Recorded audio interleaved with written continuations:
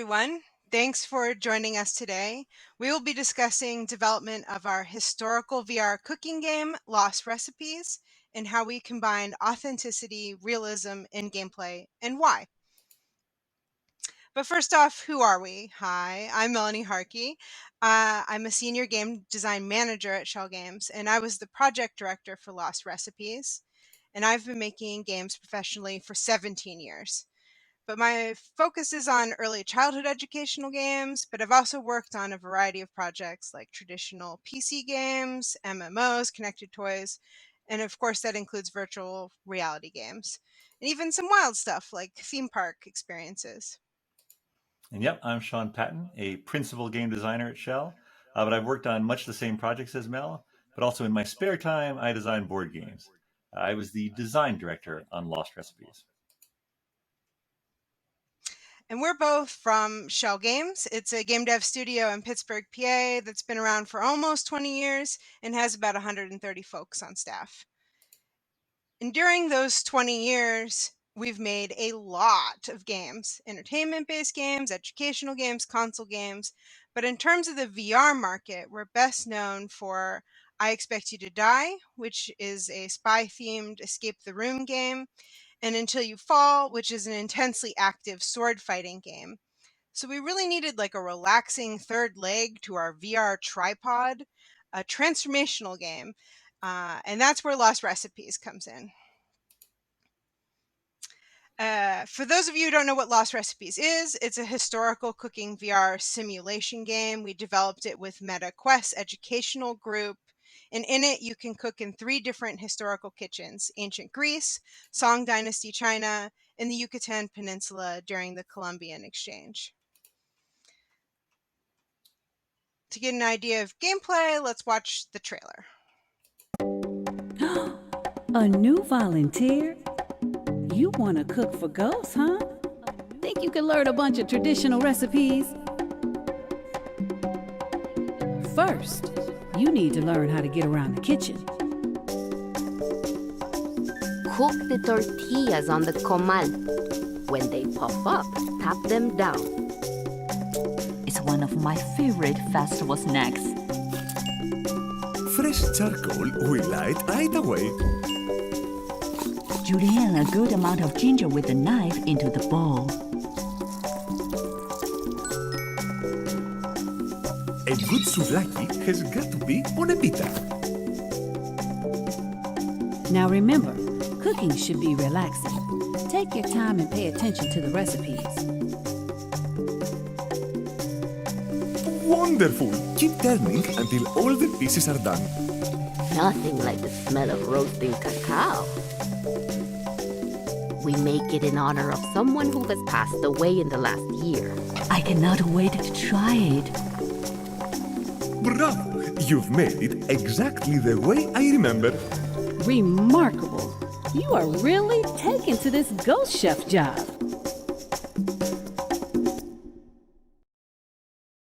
Okay, so how did we get there? When we started, really all we knew was that we wanted to make an educational VR cooking game. But what part of cooking? Did we want them to learn new recipes? Did we want them to make fancy meals? Maybe we wanted them to practice some new cooking techniques. The reality is there's a lot of potential things you can learn about cooking. So we surveyed the team and sort of asked what part of cooking was interesting to people, what did we think would be the greatest impact in VR, and what were we most excited about. And then someone said that in VR you could be a culinary tourist, and that's what clicked for us. We want them to walk away feeling like they had a true cultural cooking experience, that they've gained some new perspective, and now they're a little more familiar with the types of foods and tools that a culture might use to cook. That was our pillar of our game. So, of course, we dove right into research. We really liked the idea of not only visiting different cultural kitchens, but also maybe different kitchens through time. So we started with books, like this Cooking Through History book. And of course, we also watched a ton of like YouTube videos, like Tasting History, Mark Wiens, Pasta Grannies, the list goes on and on. But honestly, It turns out the whole history in the world of cooking is kind of immense. We really needed help. We weren't from these cultures and we didn't know the history. We needed authenticity. In order for people to really feel like they had that tourist experience in VR, they needed to feel like they had a true culinary experience with the location and the culture and the food. And to achieve that, we needed to know what we were putting together was genuine. So we needed subject matter consultants. Those are the experts who know the things that we don't know. So first, since we were looking for information on different cultures, and since we have a relationship with Carnegie Mellon University, we reached out to Carnegie Mellon's Kenner Global Languages and Cultural Room, and they were able to connect us to our first SMCs, Claire Schuler, who's a graduate student studying ancient Greece, and Gong Liu, who's an associate teaching professor of Chinese at CMU. And together with them and a tons of research, we were really able to figure out what recipes we would use, the ingredients. Heck, we even consulted with them on what color paint would have been used at these locations or what sort of dishware. And then for our last environment, we really wanted to explore Maya cooking, but honestly, we had no idea where to begin. So we started like cold calling like Maya cooks or Maya professors, really anyone. And thankfully, one of those people was Owen Jones. He's a history professor at Sinclair College, and he just had a vast knowledge of Mayan languages and traditions. He, talked to us about the difference between how Maya used chocolate versus the Aztecs, what the kitchen tool names would be in Mayan versus Spanish, and even what sort of decor they would have. So I guess what I'm saying is this game literally wouldn't exist without these people.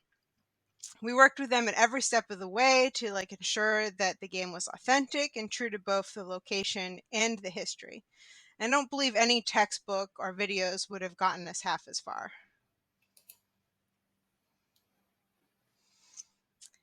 Okay, so we have all these great resources. What part of our game needs to be authentic? Is it all of it? Maybe, but maybe not. But certainly anything to do with the location, right? If we want people to feel like they were really there, the place needs to look and feel authentic, made out of the materials that would be in that location and time, have the same ambient sounds of that location, evoke that time and place. And of course, because we want them to be a culinary tourist, right? Anything related to the cooking also needed to be authentic. It could really break immersion if you had to make something that wasn't from that time or place. So the ingredients, the tools, everything about the kitchen really needed to be there and be authentic in order to make the cooking believable. And then, of course, how we present the culture needs to be authentic as well. And this can mean making sure we have accurate factoids or the right terminology. But the big one for us was making sure we had authentic voices. We knew from the beginning that we had to have real voices for each of our locations. So we started scouting early. We needed people who could speak English because we were making this for an English speaking audience, but also speak the native language of the modern people of our scenes. So our narrative designer worked with our subject matter consultants and the voice actors themselves to ensure that the dialogue of the game was also authentic. And then we got our first voice actor. His name was Diamantis Karanastasis, and we actually worked with him over Google Meets while he was in Athens to record our first set of audio. And when we got that into the game, the whole feeling of the scene changed. Suddenly it was authentic, right? It felt really like you were there in ancient Greece. And that's the power of authenticity. When the game can be perceived as real, and only then could we say people could walk away from this having a cultural experience. Now, because we're attempting to make something authentic that's also a real thing, along with authenticity, we needed to focus on, of course, realism, right? Now, realism and authenticity being so closely tied together, what did that really mean for our game? For us, it meant being intentional with our development process and our style, the art style, how it looked. Take, for example, the ingredients, right? We're making a game and it's for mobile VR, so maybe we should make them super simplified, like toys, so it runs well, and of course it feels fun to be toy-like. But this really breaks the feeling of authenticity. The food feels like a toy, so instead of a real cooking simulation, so the art doesn't take the experience seriously, and therefore the player doesn't as well. Okay, so maybe we need it to be like super realistic. The problem with that is cooking is actually really, really complex. Like there's a lot of chemical reactions happening in cooking, a lot of like physical manipulation you can do in cooking.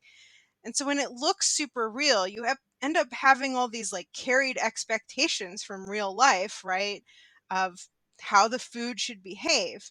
And then you also start stressing about cooking, right? Because like cooking in real life can be very stressful. And when it looks so real, you start worrying about like, oh, I'm going to burn this, or do I have to cut this the right way? So we found when it was too realistic, it pulled people out of the experience as well. Either they were sort of expecting too much from the system and frustrated when it didn't respond, or they were expecting too much of themselves and getting stress. So we settled for a sort of happy medium, food that was realistic enough and behaved well enough, but not so realistic that it makes the cooking experience stressful. But we had a problem. We wanted the people to perceive the game as real, hence the research, subject matter consultants, authenticity, and the art style that Mel just mentioned. But traditional cooking games, they're plate spinners, right? The players are always asked to do a bunch of things at once, fast, for points. And even more, VR cooking games, they're not just fast paced, but they're also quite slapstick. You're throwing food around, things are floating or going through other things. It's a mess both literally and figuratively. And that does not help realism or authenticity. And so, how can we solve this with our gameplay? Well, there are 4 parts to our solution. But first, we should really understand the extent of the problem. In order for our game to teach, for our research to pay off, we need to solve 3 problems. Player expectations are way off when they see cooking game. Players can have trouble absorbing our information. And then, of course, to be really believable, we need to build trust with the players. So these are the solutions we came up with. First, we literally told the player to relax, starting with the trailer that you saw earlier, to the marketing message of the game, to the very first moments in the game. And these are actually lines of voiceover that we have in the game. We basically kept adding them until playtesters started to relax. Second, we borrowed the pillar or core game tenet, believe you are there, from I Expect You to Die. That's the spy-themed Escape the Room game we mentioned earlier. Because VR is at its best when you're fully immersed. In that game, we wanted you to believe the spy fantasy. But in this game, we want to preserve your immersion as much as possible, so you can learn from the recipes and the cultural tidbits that we've put in. But really what that meant was taming physics. So what do I mean by that? Well, it's very easy for objects to jump around, move weirdly, go into things, not go into other things. General physics nonsense in the VR world. So we did a lot to fix that, but 3 things stand out. An object in a physics simulation that's asleep won't jump around or be pushed, so we aggressively set things to sleep early. However, that did cause issues, especially with things and other things. That can be a real problem. And we had food in bowls. Those bowls could be on plates, those plates on platters. You pick those up to move them around. It's a real mess that we had to design and engineer solutions to. And don't get me started on taming the spoon. Spoons love to push food out of bowls, through bowls, up into the air. Let's just look at some examples. Here we have some frozen liquid in the air. That can happen when you have an intricate pouring system. Here's the old spoon through the bowl trick, always a classic when you have thin-walled bowls. Talking about containers and containers, here you can have a skewer with fruit on it on a platter next to another skewer. And when you pick up one skewer, the fruit magically would fall through that and the other skewer. And lastly, spoon issues when your lucamades just won't behave. You try to get them on the spoon. We've all been there, folks. So part of the reason taming physics was so hard was because we had these deep systems, which are great for realistic cooking. That's what you want. But we had, fire and cooking, including fire management. You had fresh charcoal to coals to light it. then it burns down over time. The hotter the fire, the faster the food cooks. We had cooking in ovens, cooking on pans, and cooking with skewers over a grill. And yes, you get better results if you keep turning them because it knows where the fire is and it cooks from that direction. We had liquids and mixing, including adding different spices to different liquids, as well as heating those liquids. And again, all of this, the system would remember. So ingredients, how they were heated, all were used at the end for giving a star rating at the end of our recipe. We had cutting and skewering. You could cut and then push with the knives. You could cut some fruit precisely. You could skewer fruit. You could cut and then skewer things. A lot of different systems. And of course, you could mix all the systems together. Fruit on skewers that's been dunked in liquid, that's had sugar melted on it, served alongside tea that's in water, that's been boiled and frothed, all carried on a platter. Whew, and hopefully nothing freaks out, at least usually. So after all that art, design, and engineering, we realized we needed one more big solution, and that is accessibility. What good is an awesome game that can teach if folks can't get around it or understand its systems well? To that end, we focused on three main things. First, ease of movement. In this game, we support both teleporting, which is an easy to learn, motion sickness safe form of gross or large movement, and we supported grab and drag, a way for players to fine-tune their position. So if you're a little low on the counter, go ahead and grab it and you can drag yourself up. We found that through testing, this mix of gross and small motor motion worked really well. Next was one-handed play. You can roll dough one-handed in our game, and the tablet, which has as the recipe, well, that just floats where you need it. You can move it with one hand and press the buttons with the same hand. Why not have it float? It's VR. But you may ask, does that break immersion? Well, it doesn't as long as it works the way you expect it and want it to. And we spent a bunch of time and testing to get it to behave and move between stations the way players wanted. And finally, feedback. Players needed to know when they were doing things correctly. That put them at ease, but of course you can't actually smell or taste, so we added lines to tell when food is cooked well, swirls to show marinating or mixing is happening appropriately, and sparkles for adding just the right amounts. Together, these were our chef's intuition. And again, we had to be careful, maintaining the balance between realism and gameplay to create an experience that can teach while still being fun and entertaining. So, to recap, we spent time researching to make sure all our recipes, foods, tools, sounds, and voices were authentic. We found an art style with a level of realism that supported all that, and we crafted deep, relaxing gameplay that encouraged and allowed players to take the game seriously while still being accessible, responsive, and fun. So what we discovered while making Lost Recipes is if you want anything other than just gameplay, you need all three to support the game. If you have gameplay and want to add realism without authenticity, well, it can be ignored or worse, mocked. If you want authenticity, you need a certain level of realism to immerse the player. And realism and authenticity can be easily ruined by gameplay that does not allow the player to appreciate it or actively impede them. So did it all work? Well, we launched and we started to see YouTube videos where people, just from playing the game, were able to cook real meals in real life and were quoting things they learned. And it wasn't just one video, it was multiple videos. So we were really happy with that, and we hope you'll enjoy it too. Thanks very much for listening to the talk. And if you want to find our slides, you can. And yeah, thanks